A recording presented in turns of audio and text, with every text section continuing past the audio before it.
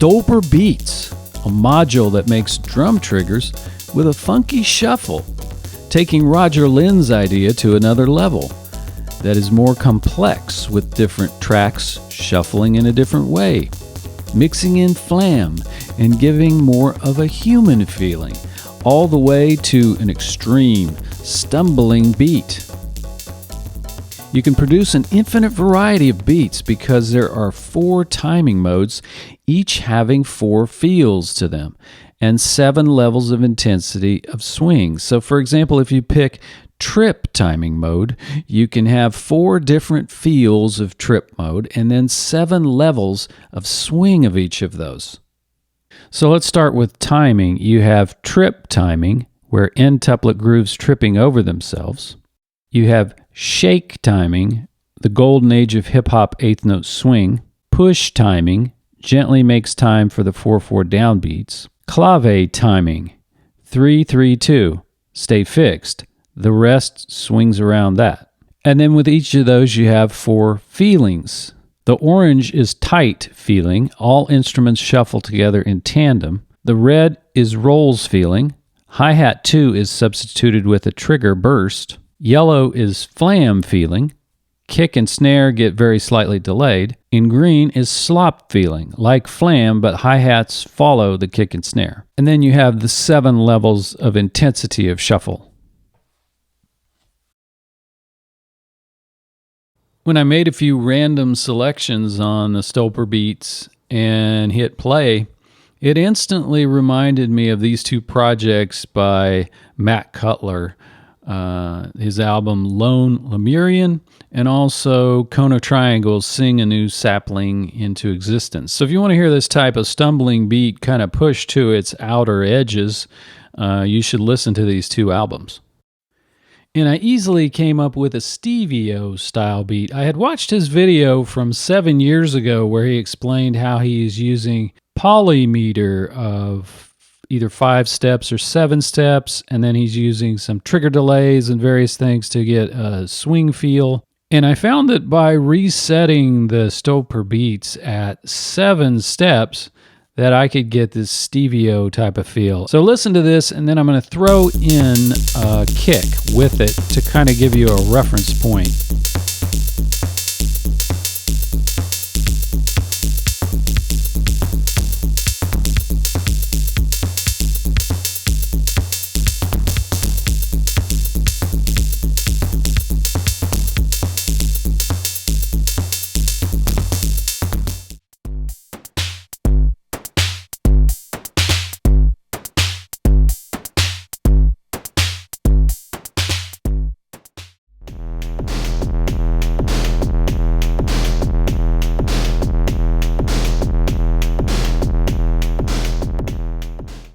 Stolperbeats has 2 envelopes, or LFO, to modulate parameters within the Stolperbeats, or external modules.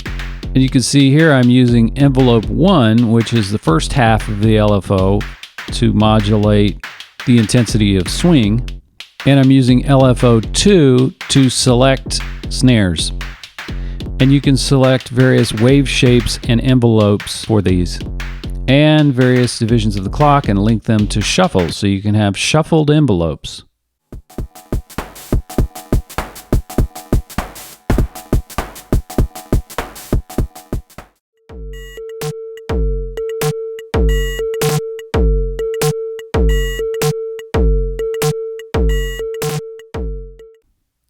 Stolperbeats is a Eurorack module, but it's certainly not limited to Eurorack because it has MIDI out.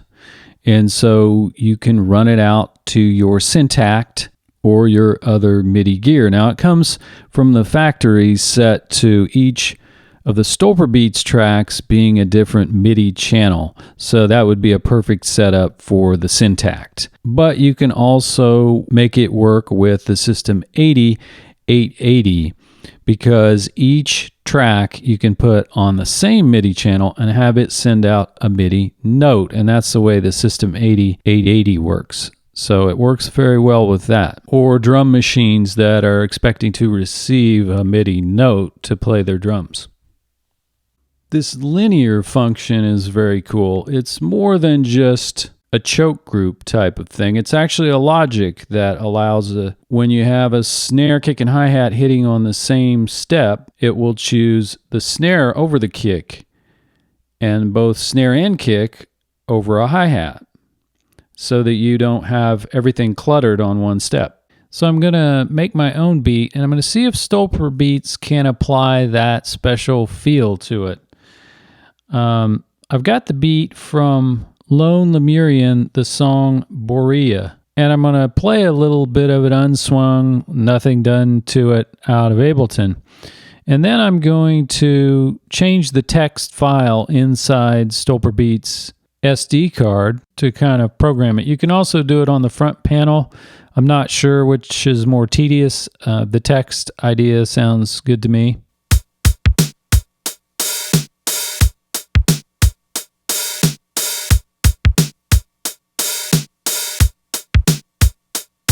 So in the SD card of the Stolperbeats, I see that there are pattern banks numbered 0, 1, 2, 3 as it ships from the factory. So the naming convention starts out with 0, but on the front panel it's going to start with 1.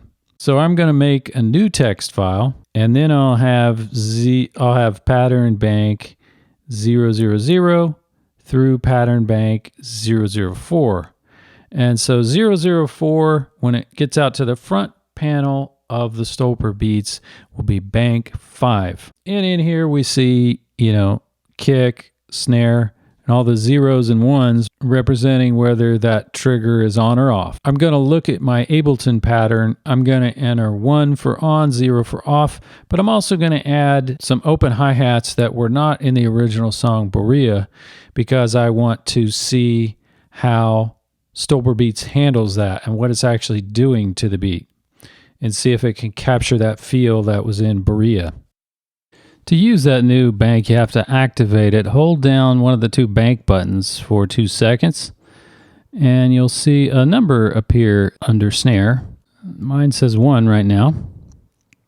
And then up above in the kicks, you see 5 lit up LEDs, indicating that I have 5 banks. I've already activated 004, which is that 5th LED there. But let me show you how to activate them and deactivate them. You use the kick encoder to do it.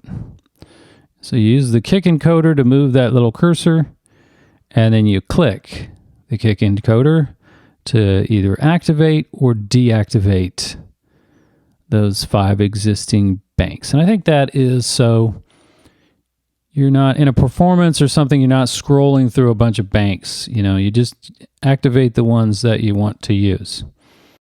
So let's start out with a straight beat, and here's some of these algorithms and what they do to Borea.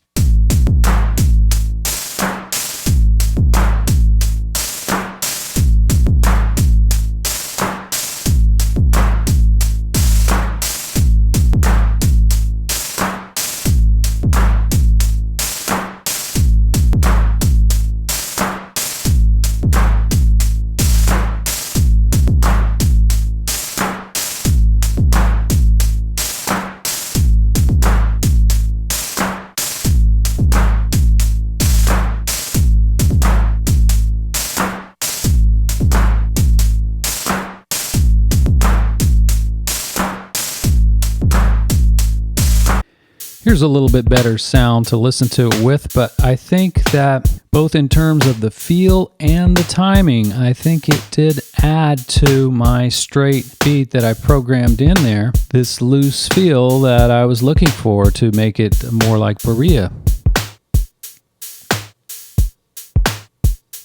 And now we come to a little section that I'll call the crazy and impossible. So every time I use something in modular synth, I'm always thinking, I wish it could do this or that, but those things are often crazy or impossible. And sometimes they might change the character of what it is. So take what I say here with a grain of salt. But here are some things that I was thinking. I'd like to have a chasing LED letting me know where I am within the 4 measures of the kick and snare, but it would also be nice, to have it on every track, just a chasing LED.